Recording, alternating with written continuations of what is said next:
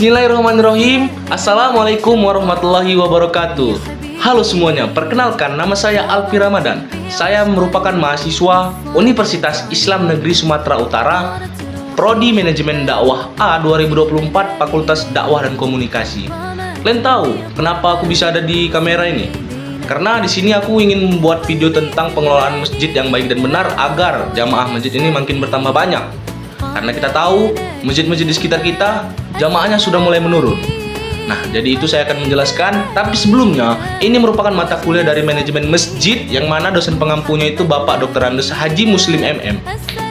Nah, apakah cara meramaikan masjid itu dengan meletakkan WiFi agar para jamaah hadir beramai-ramai atau tidak? Nah, gimana kelanjutannya? Ini dia kelanjutannya. Check it out.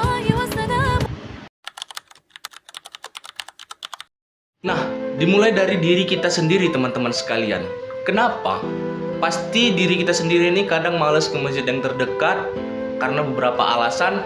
Yang pertama, mungkin alasannya karena pengelolaan masjidnya itu tidak baik dan benar. Kedua, mungkin kita beralasan semakin jauh langkah kita maka semakin banyak pahalanya. Tetapi dalam hadis Rasulullah SAW pernah bersabda, "Wahai Bani Salimah, tetaplah kamu tinggal di tempat kalian yang lama, karena sungguhnya setiap langkah kalian menuju ke masjid pasti dihitung oleh Allah Subhanahu wa taala pahalanya." Hadis riwayat Muslim. Nah, di sini hadisnya turun karena ketika Bani Salimah ingin pindah ke masjid yang lebih besar langkahnya, yaitu di Masjid Nabawi, Rasulullah malah menganjurkan mereka tetap tinggal di masjid daerahnya. Karena dengan tujuan, siapa lagi yang memakmurkan masjid itu kalau bukan para Bani Salimah? Begitu juga, siapa lagi yang bukan memakmurkan masjid tersebut kalau bukan kita? Dimulai dari diri kita sendiri, meramaikan, mengajak seluruh masyarakat untuk hadir ke masjid kita ini. Kemudian dari penerus bangsa. Siapa penerus bangsa itu? Anak-anak kecil ini adalah penerus bangsa, atau yang bisa dibilang dengan tema yang sekarang pemimpin kita ini adalah generasi emas. Mereka lah generasi emasnya. Mereka datang ke masjid memang niatnya sholat dari rumah, tapi ketika di masjid mereka itu bermain-main. Nah, jadi ada suatu kisah atau suatu kasus di masjid dekat rumah. Anak-anak ini ketika bermain-main atau ribut, bahasa kerennya lah, atau lasak bandel ya kan, mereka ini malah ditegur dengan cara kekerasan, ditampar, dijewer. Nah, itu menyebabkan mereka ini mentalnya down, teman-teman sekalian. Mereka pernah berkata kan, saya pernah bertanya juga, kenapa kalian tidak pernah ke masjid lagi? Apa jawabannya? Mereka jawab, trauma, nanti aku dipukul, ditampar. Nah, itu menjadi alasan kenapa masjid kita nanti suatu saat bakal sepi. Karena penerus bangsanya sudah trauma untuk datang ke masjid. Jadi solusinya adalah kita rangkul sama-sama anak-anak ini, kita nasihati bagus-bagus, pasti mereka akan mengerti. Kita kasih ruang terbuka untuk mereka. Ketika saatnya sholat, kita anjurkan dia sholat. Ketika saatnya bermain, kita lepas dia bermain. Jadi tidak perlu adanya kekerasan, karena anak-anak inilah yang suatu saat nanti bakal menjadi penerus kita semua. Nah, kemudian yang terakhir adalah dari pengelolaan masjid yang baik dan benar. Kita tahu bahwasannya pengelolaan masjid yang baik dan benar itu merupakan salah satu faktor agar jamaahnya kita tahu bisa bertambah atau berkurang. Kalau manajemen masjidnya baik, jamaah pasti bertambah. Kalau manajemen masjidnya buruk, jamaah makin berkurang. Suatu ketika saya pernah penasaran dengan suatu masjid yang mana saya lihat jamaahnya ini selalu ramai.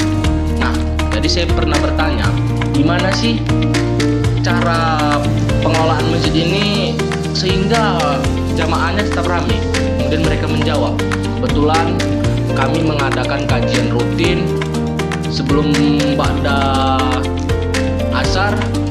Kami itu sudah melakukan sholat berjamaah. Setelah ba'da asar ini kami mulai kajian. Nah, setelah kajian itu kami sholat maghrib berjamaah. Setelah kami sholat maghrib dan mereka pulang, kemudian di masjid ini melakukan ada belajar mengaji bagi anak-anak maupun orang dewasa atau remaja.